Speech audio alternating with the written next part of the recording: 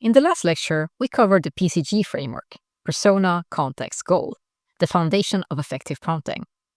Now we're going to add two more techniques that will take your results from good to excellent, using examples and the art of iteration. These aren't advanced techniques reserved for AI specialists. They're practical skills that anyone can learn, and they make a remarkable difference in the quality of what you get back. Let's start with examples, sometimes called few-shot prompting in the technical literature. Here's the core idea. Instead of just describing what you want, you show the AI what you want by providing examples. Humans learn this way too. If I ask you to write a haiku, you might struggle. If I show you 3 haikus first, you immediately understand the pattern. AI works the same way. When you include examples in your prompt, you're giving the AI a template to follow, not just in format, but in style, tone, level of detail, and approach. Let me show you how this works in practice. Imagine you need to write product descriptions for an e-commerce site. You could prompt, write the product description for a leather messenger bag. You'd get something usable. But now, what happens when you add examples? Write product descriptions in the following style. Example 1, product, wool hiking socks. Description, built for the long haul, are merino wool hiking socks, wick moisture, resist odor, and cushion every step, whether you're summiting peaks or just surviving Monday. Machine washable, trail tested. Example 2, product, canvas weekender bag. Description, Friday called. It wants you to pack light and leave early. Our canvas weekender fits everything you need and nothing you don't. Reinforced handles, lifetime warranty, 0 excuses. Now write the description for leather messenger bag. Do you see the difference? The examples establish a voice, punchy, slightly irreverent, benefit-focused. They show the structure, short sentences, specific details, ends with a product feature. The AI now has a clear model to follow. This technique is powerful for any task where consistency matters. Writing in a brand voice, formatting data in a specific way, structuring analysis according to a template, generating content that matches existing materials. A few practical tips for using examples effectively. First, quality matters more than quantity. 2 excellent examples are better than 5 mediocre ones. Choose examples that truly represent what you want. Second, include variation. If you only show one type of example, the AI may be too literal. Showing 2 or 3 examples with subtle differences helps the AI understand what's essential versus what's incidental. Third, show what you don't want when relevant. You can include a counter example. Don't write like this. Example of what you want to avoid. This can be as instructive as positive examples. Fourth, use your own past work. If you've written something before that you were happy with, use it as an example. This helps maintain consistency with your established style and approach. Now let's talk about iteration, the process of refining AI output through conversation. Here's the truth that surprises many new AI users. The first response is rarely the final answer. The real power of AI assistants comes from the back and forth, the refinement, the dialogue. Think of your first prompt as the opening of conversation, not a single transaction.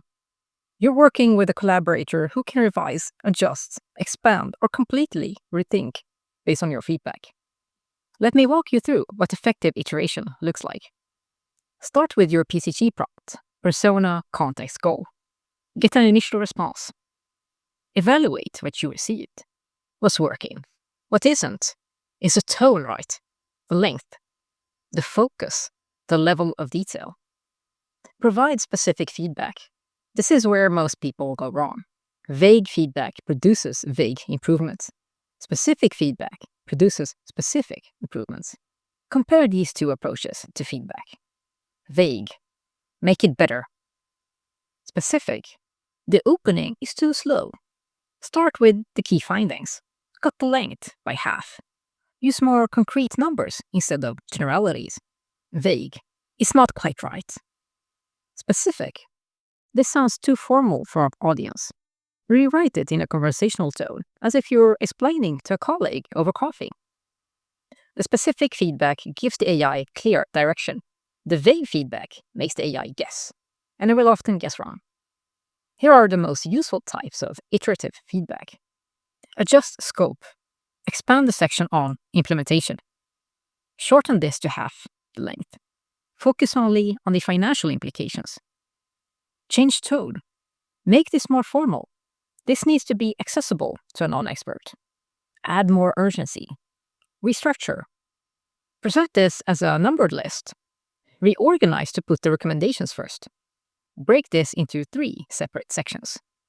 Add or remove. Include specific examples. Remove the technical jargon. Add a counterargument section. Refine accuracy. The point about market share seems wrong.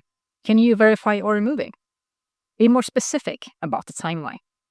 This is too absolute. Add appropriate caveats. Let me give you a real example of iteration in action. Imagine you're preparing a briefing note for your CEO on a potential acquisition target. You are an M&A analyst. Write a one-page briefing on company X as a potential acquisition target. Include their market position, financial health, strategic fit with our business, and key risks. Initial response. The AI produces something reasonable, but it's too long. It's missing information about their technology assets, and the tone is too academic. Your iteration.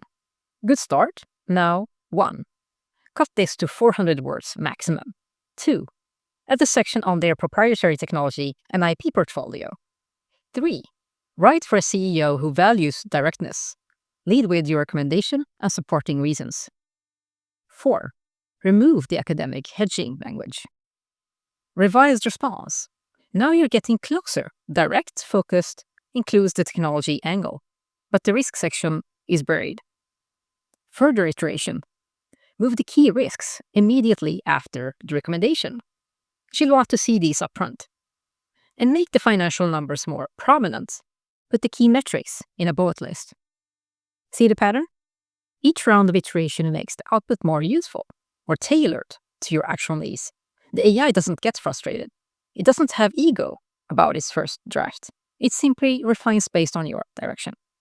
A few final tips before we wrap up. First, don't start over unnecessarily. Unless the initial response is completely off basis, build on it rather than discarding it. Keep everything except is often more efficient than starting fresh. Second, iterate in chunks. If you have multiple changes, prioritize. Address the biggest issues first, then refine smaller details. This prevents confusion and keeps the improvements coherent. Third, know when to stop. Diminishing returns are real. If the output is good enough for its purpose, stop refining. Perfect is the enemy of done. Fourth, when iteration isn't working, restart with a better prompt. Sometimes the initial framing was wrong.